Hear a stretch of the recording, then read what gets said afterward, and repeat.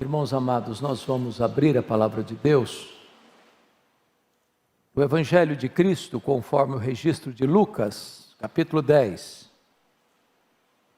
Lucas, capítulo 10. A partir do verso 1.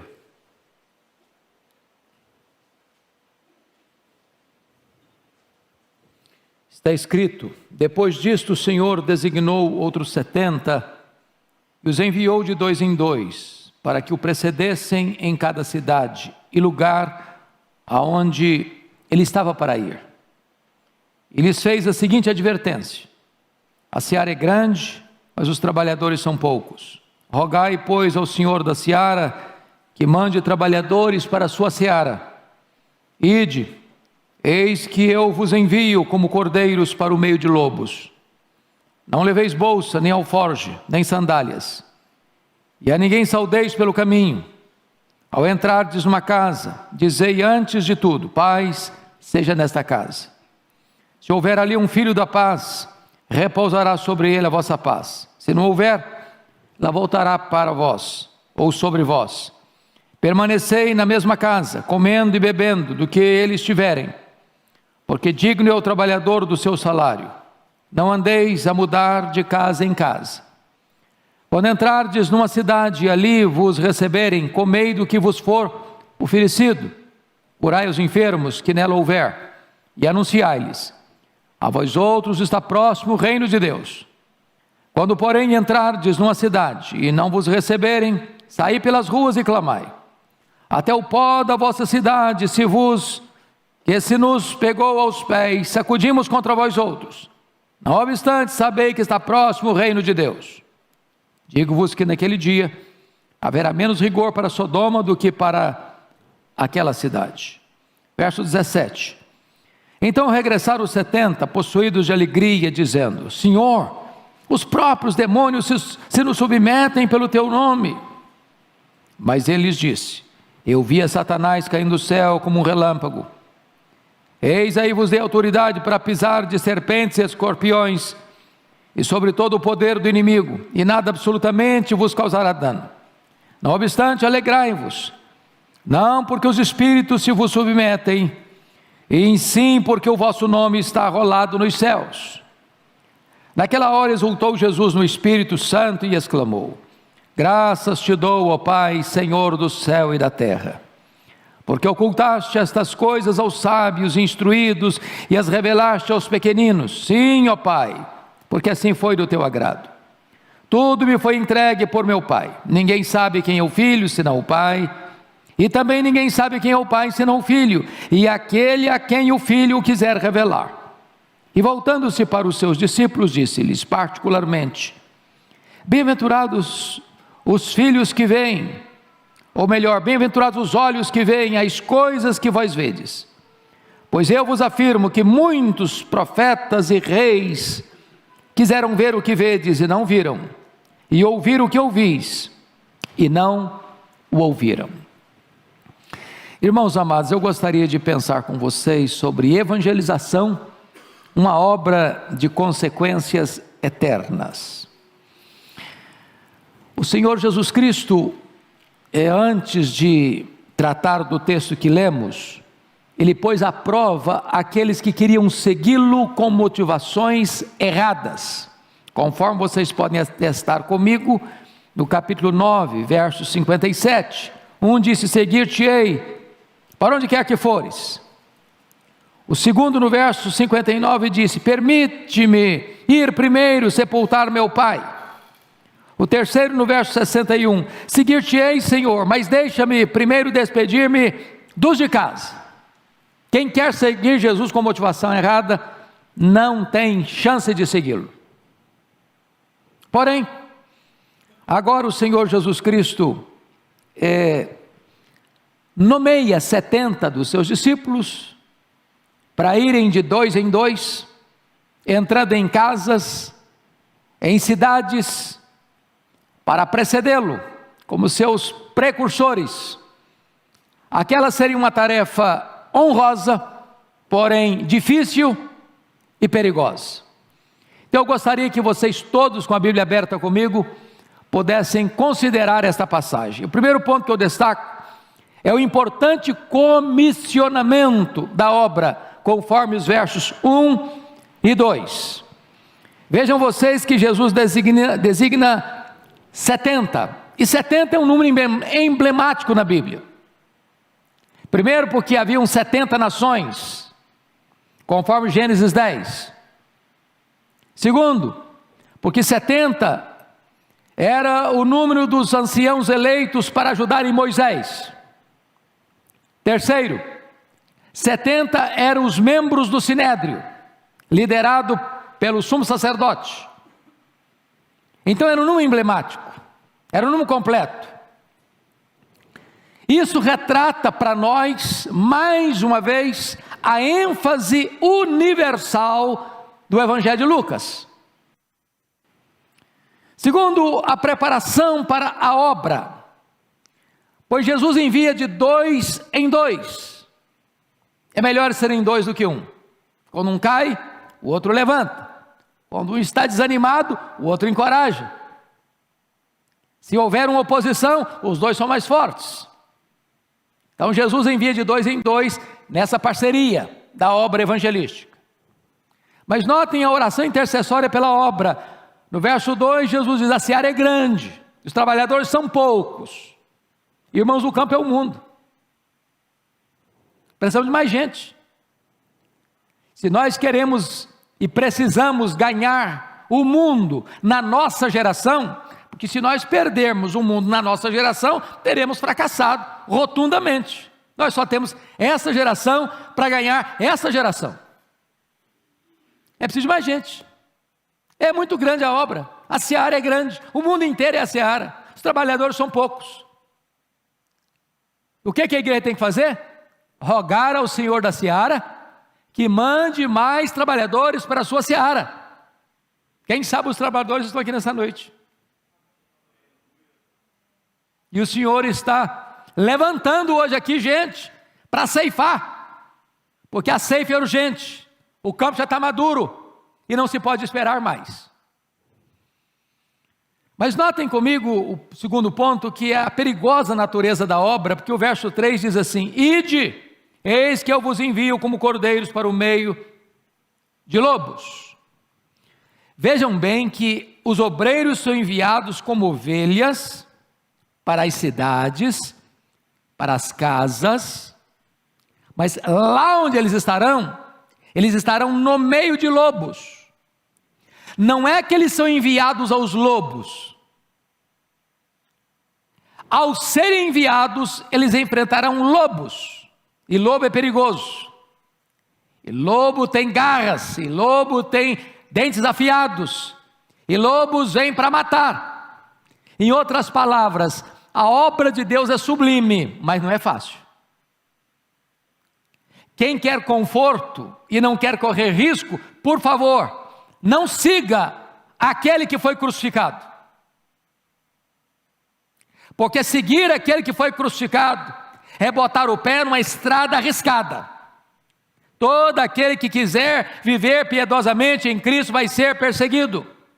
Tem luta, tem oposição, tem inimigo, tem a fúria do diabo, tem oposição do mundo, tem o ódio do ímpio. Não tem como fazer essa obra de Deus de forma indolor, sem lutas, sem provas, sem dificuldades. Agora notem vocês a urgência absoluta dessa obra. Versículo 4: não leveis bolsa, nem alforje, nem sandálias, e a ninguém saudeis pelo caminho. Agora, por favor, preste atenção. O que Jesus está querendo dizer para esses 70 missionários, para esses 70 evangelistas itinerantes, é o seguinte: vocês não devem se preocupar prioritariamente com a provisão, nem se distraírem com agendas paralelas e secundárias. Quem envia vocês é poderoso para suprir a necessidade de vocês. Você vai depender do provedor e não da provisão. Quando o Senhor Jesus está dizendo, você não deve saudar ninguém pelo caminho, Jesus não está ensinando os evangelistas a serem antissociais ou deselegantes. é que as saudações naquela época eram demoradas, tinha todo um protocolo, e a obra era tão urgente que não poderia o evangelista se distrair com qualquer outro trabalho que não recebesse a urgência dessa obra. Então preste bem atenção nisso, querido irmão. Cuidado para você não se distrair com tanta coisa. A obra é urgente, ela não pode esperar. Eu não sei quanto a vocês, mas eu já tive uma das experiências mais difíceis do meu ministério. Um dia, Eduardo, eu estava no gabinete pastoral que você conhece, lá da primeira igreja presbiteriana de Vitória, e eu recebo um telefonema, para ir às pressas visitar um homem que estava muito aflito, à beira da morte, e ele queria conversar comigo antes de morrer. Eu peguei o carro e saí, era em Jacaraípe, trânsito meio complicado, uns 15, 20 semáforos, não sei quantos, e quando eu estacionei o carro na frente da casa, a mulher vem desesperada e diz: pastor, o meu marido acabou de morrer e o senhor não chegou. E eu fiquei com um peso na alma, porque aquele homem precisava ouvir. Eu não sei quais eram as angústias da alma dele. E a cada minuto que você e eu atrasamos, pessoas podem morrer desesperadas, sem o conhecimento do Evangelho da graça do Senhor Jesus Cristo. Então nós não podemos nos distrair, essa é a ênfase que o texto está querendo deixar. Mas em quarto lugar, vejam vocês comigo a obra da evangelização nos lares, conforme os versos 5 a 7. Ao entrardes numa casa, dizei antes de tudo: paz seja nesta casa. Seja uma entrada boa. Você não entra condenando: olha, isso aqui é do diabo. Eu passava muito aperto com o irmão querido, lá em Bragança, e eu gostava de fazer visita comigo. Mas ele chegava numa casa e via uma imagem, e falou: você sabia que isso é do diabo? E aí quase que a gente era escorraçado da casa. Na verdade faltou o quê? Faltou sabedoria. Lembra quando Paulo chegou em Atenas? O espírito dele se revoltou ao ver a idolatria prevalecendo na cidade. Quando passaram a palavra para ele, como é que ele começou a discussão? Olha, esse negócio é do diabo, viu? Não, não foi assim. Ele disse: senhores atenienses, em tudo eu vos vejo acentuadamente religiosos. E passando e observando os objetos do vosso culto, encontrei um altar dedicado ao Deus desconhecido. Pois este Deus que vós adorais sem conhecer, é exatamente o Deus que eu vos anuncio. Começou bem. Estratégia, sabedoria, abordagem certa. Na hora certa, você toca no assunto. Mas começa: paz seja nessa casa. Então, o que é o ponto que é importante destacar aqui? Os obreiros são enviados uma missão de paz, com uma missão de paz, com a mensagem de paz, em nome do príncipe da paz. E entendendo uma coisa, que o lar é o ponto mais estratégico para a igreja ganhar as pessoas para Cristo. Jesus usou esse método, os apóstolos usaram esse método, Paulo pregava de casa em casa, e as igrejas ainda hoje, que mais crescem e saudavelmente crescem, são as igrejas que usam o lar como plataforma evangelística. Há muitas pessoas que, talvez convidadas para vir num templo, elas têm resistência. Mas se você a convidar para ir na sua casa, ou se você for à casa dela, com esta expressão: paz seja nesta casa, talvez você tenha acesso, talvez você tenha entrada, e ali chega o Evangelho. Então nós não podemos desprezar essa estratégia do Senhor Jesus Cristo para alcançar as pessoas. Agora vejam bem comigo no verso 7, uma coisa importante: permanecei na mesma casa, comendo e bebendo do que eles tiverem, porque digno é o trabalhador do seu salário, não andeis a mudar de casa em casa. Então os obreiros nessa missão de paz não devem buscar conforto, nem demonstrar qualquer ostentação. Preste atenção. Ele chega numa casinha lá, bem simplesinha, não tem ar-condicionado, nem ventilador, o mosquiteiro não funciona. E aí, você ficou naquela casa, mas tem uma casa maior, com ar-condicionado, cama boa, lençol de fio egípcio, travesseiro de pena de ganso. Vou ficar aqui nada, porque você está doido. Para cá. O que Jesus está querendo ensinar com isso?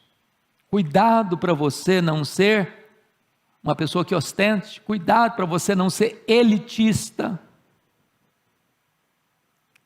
cuidado para você não fazer 10 visitas num ano para uma família e nenhuma para outra família. Quando Jesus diz, comer de tudo que pôr na mesa, Ele está dizendo que você tem uma mensagem do Evangelho, mas para levar a mensagem do Evangelho, você tem que ter sensibilidade cultural. Cultural.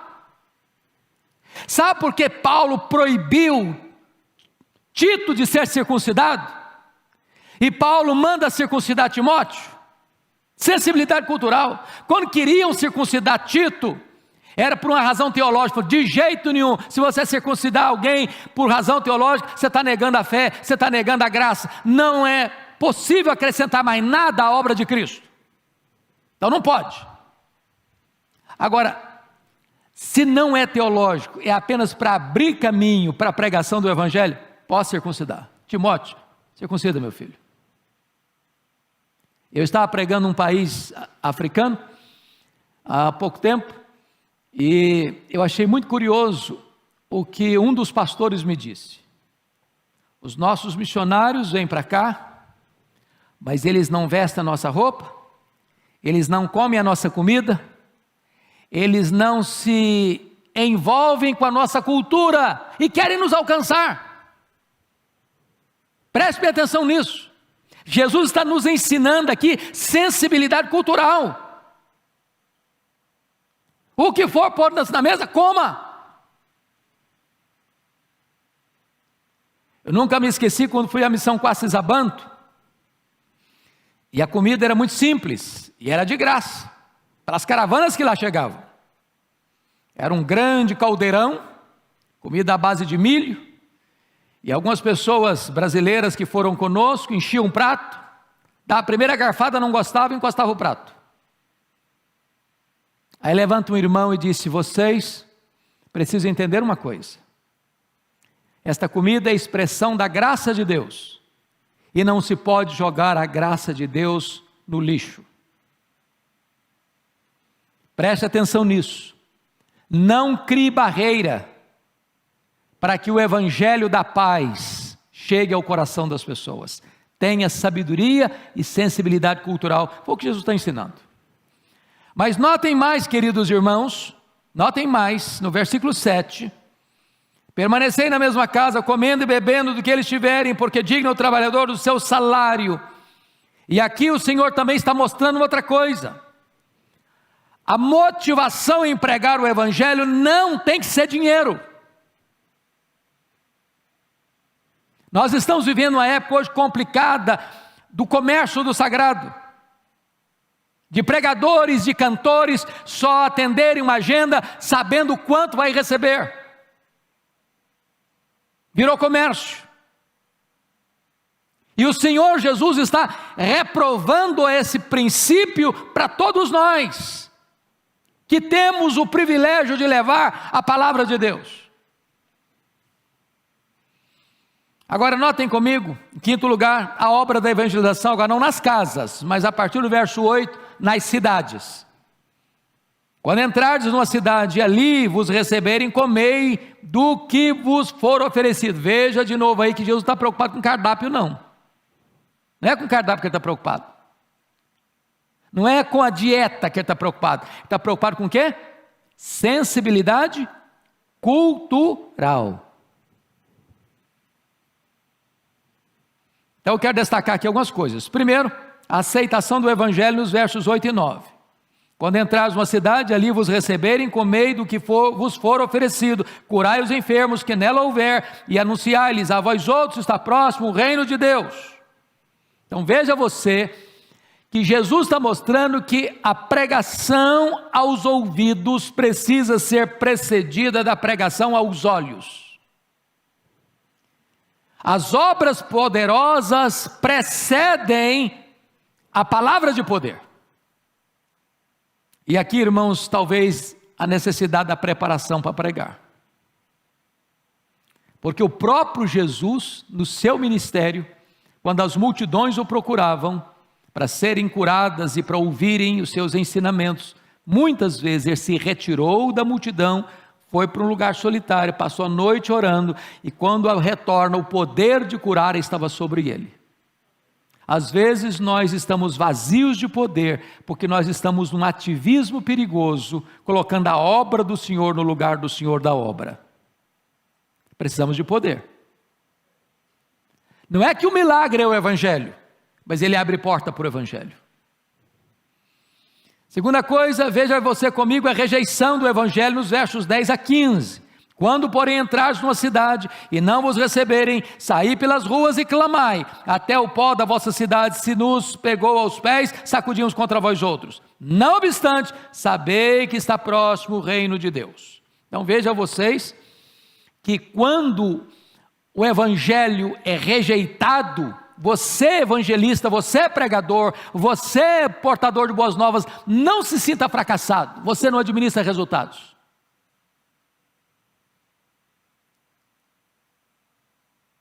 Agora, o fato das pessoas rejeitarem, elas estão acumulando juízo sobre a cabeça delas. É nessa conjuntura que haverá mais rigor para essa cidade que rejeitou os mensageiros e rejeitou o Evangelho, que para Sodoma e Gomorra.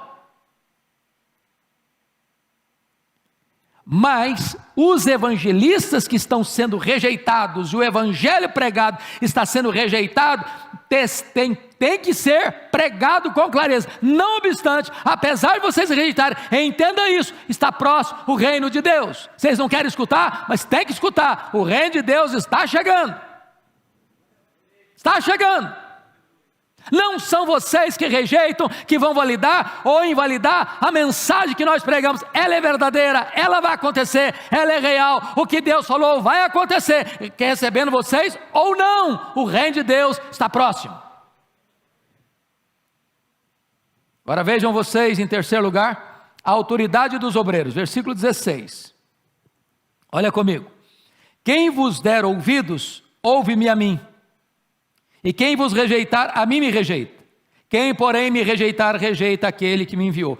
Irmãos, olha que coisa impressionante isso aqui. Você é um embaixador. Um embaixador é alguém, por exemplo, o embaixador do Brasil, ele está no Canadá, na França, na Alemanha. Ele é um brasileiro, ele está lá no outro país, ele não pode se naturalizar lá. Ele é daqui, ele é cidadão daqui. Ele representa o seu país, ele fala em nome do seu país, ele não fala de moto próprio, ele não representa a si mesmo, ele representa o seu governante, ele representa a sua nação. Então o que o texto está dizendo é que quando alguém rejeita o evangelista, ele está rejeitando em última instância quem comissionou o evangelista. E quem rejeita Jesus está rejeitando o próprio Deus Pai.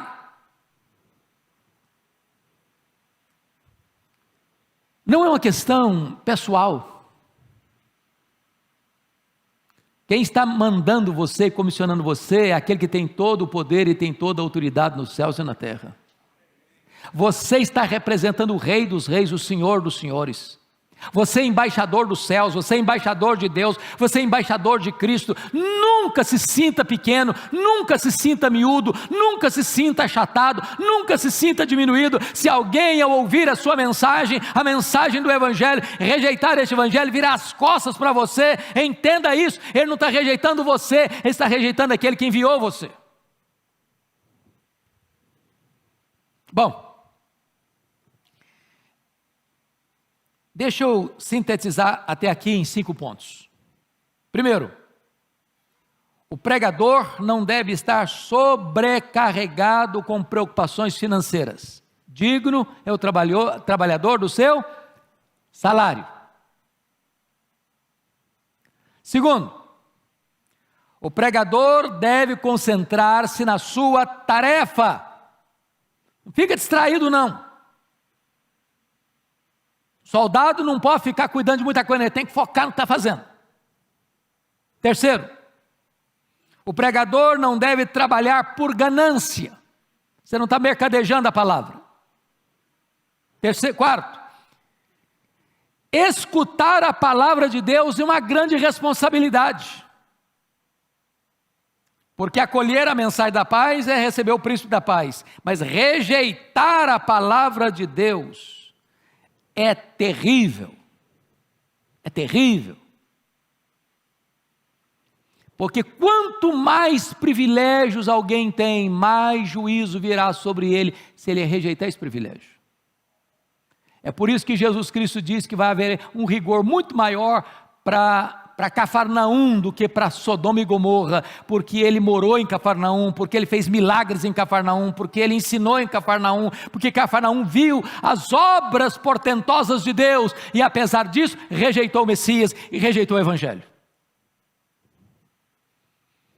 Sexto lugar, vamos ver a alegria dos obreiros enviados, versos 17 a 20, eu destaco 3 pontos aqui. Primeiramente, uma experiência vitoriosa, versículo 17, olha aí comigo. Então regressaram os 70, possuídos de alegria, dizendo: Senhor, os próprios demônios se nos submetem pelo teu poder. Eles estão tão fascinados pelo poder do Evangelho, deste poder da luz, que vai desbancando as trevas, que vai reprovando as trevas, que vai libertando os cativos, os endemoniados ficam libertos, os demônios têm que bater em retirada, e eles estão extasiados com este fenômeno. Até os demônios se nos submetem pelo teu nome. Ô irmãos, ninguém enfrenta endemoniado de cara limpa, não. Enfrenta não. Sou teólogo, fiz doutorado. Demônio ri da sua cara. Eu estudei no seminário, tá? E daí? Eu expulso em nome do Deus que Paulo pregou. Eu conheço Paulo e sei quem são vocês. Está furado.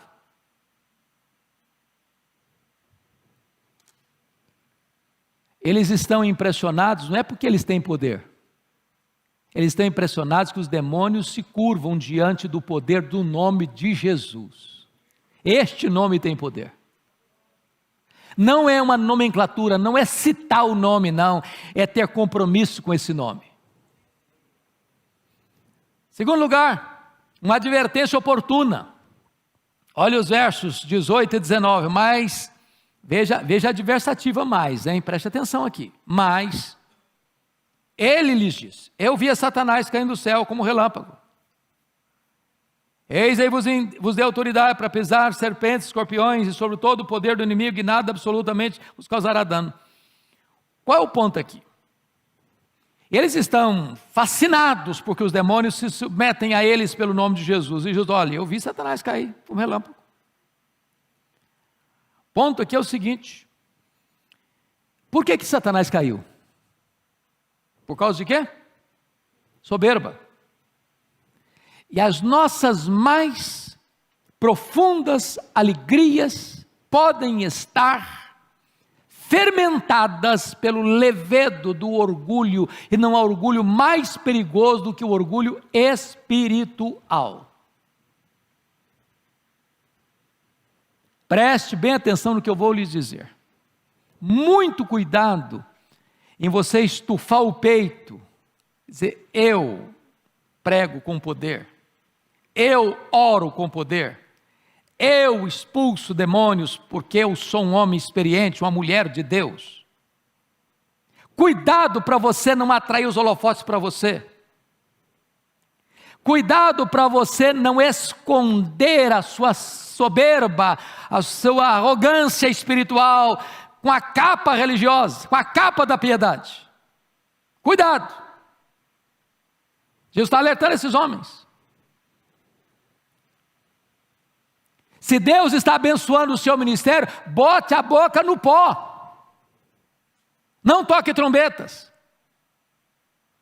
Não acenda as luzes da ribalta em cima de você. Terceiro lugar, Jesus trata de uma alegria maior no verso 20, confira comigo. Não obstante, alegrai-vos, não porque os espíritos se vos submetem, sim, porque o vosso nome está arrolado no livro da vida. Nossa maior alegria, irmãos, é ter o nosso nome no livro da vida. Nossa maior alegria não está no serviço, mas na graça salvadora de Deus. Bendito seja o Senhor. Certa feita perguntaram para Sir James Simpson, o inventor do clorofórmio, perguntaram assim: Sr. James Simpson, qual foi a sua maior descoberta? Pensando que ele fosse falar das suas descobertas científicas, e ele respondeu assim: minha descoberta mais grandiosa foi quando eu dei conta que Jesus Cristo era o meu Salvador. Louvado seja o Senhor. Mas eu quero terminar, irmãos, com o último ponto. A alegria de Jesus, o enviador. Chama a sua atenção para 3 verdades solenes. Primeira, a soberania de Deus na salvação, versículo 21. Naquela hora exultou Jesus no Espírito Santo e exclamou: graças te dou, ó Pai, Senhor dos céus e da terra, porque ocultaste estas coisas aos sábios e instruídos e as revelaste aos pequeninos. Sim, ó Pai, porque foi assim do teu agrado. Meus irmãos, é a primeira vez nos evangelhos que Jesus está se alegrando, exultando em espírito. Por 2 razões. Primeiro, porque Deus é soberano para ocultar. A gente não costuma dar graças e nem glorificar a Deus por aquilo que Ele oculta, né? Irmão, se evangelho fosse por um quesito de inteligência, todos os sábios deste mundo abraçariam o evangelho. Se o evangelho fosse por uma questão de status, os ricos, os poderosos abraçariam o evangelho.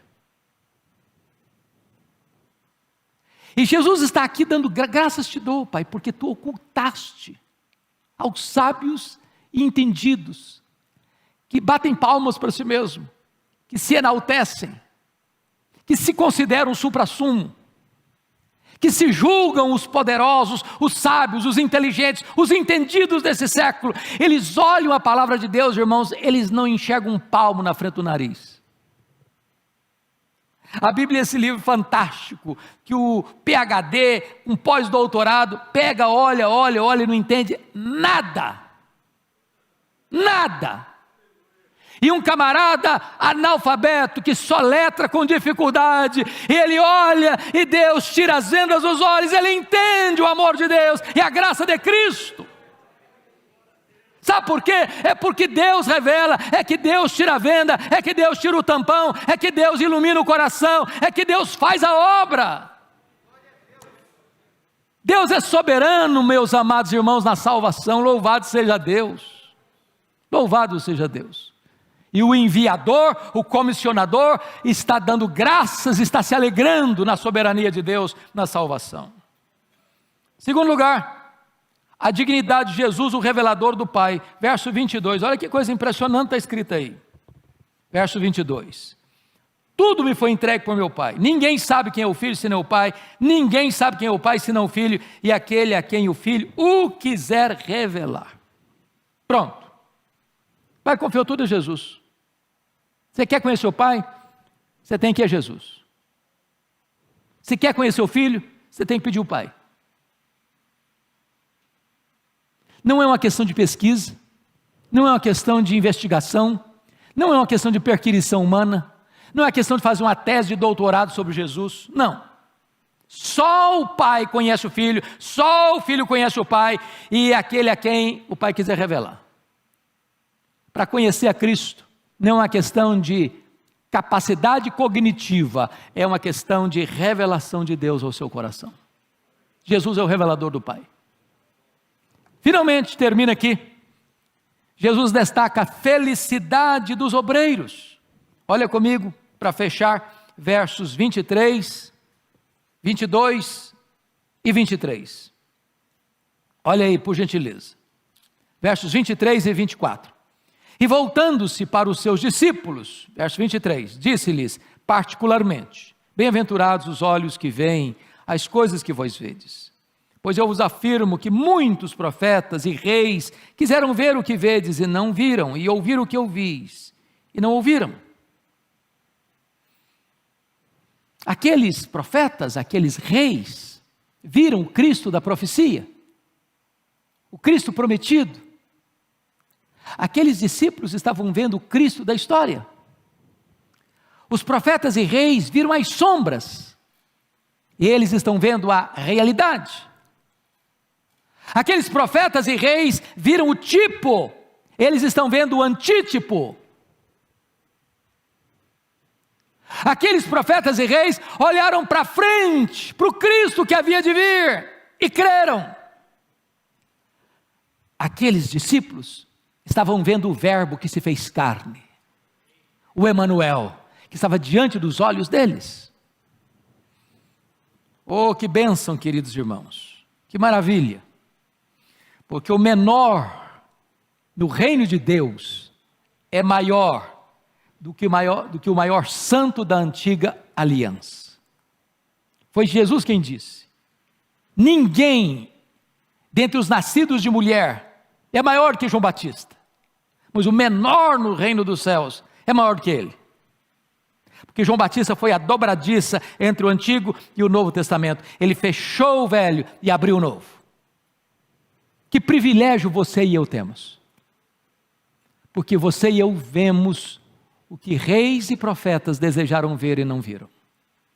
E agora que vocês conhecem a Jesus, o nosso papel é torná-lo conhecido no mundo inteiro. Que Deus nos abençoe. Amém.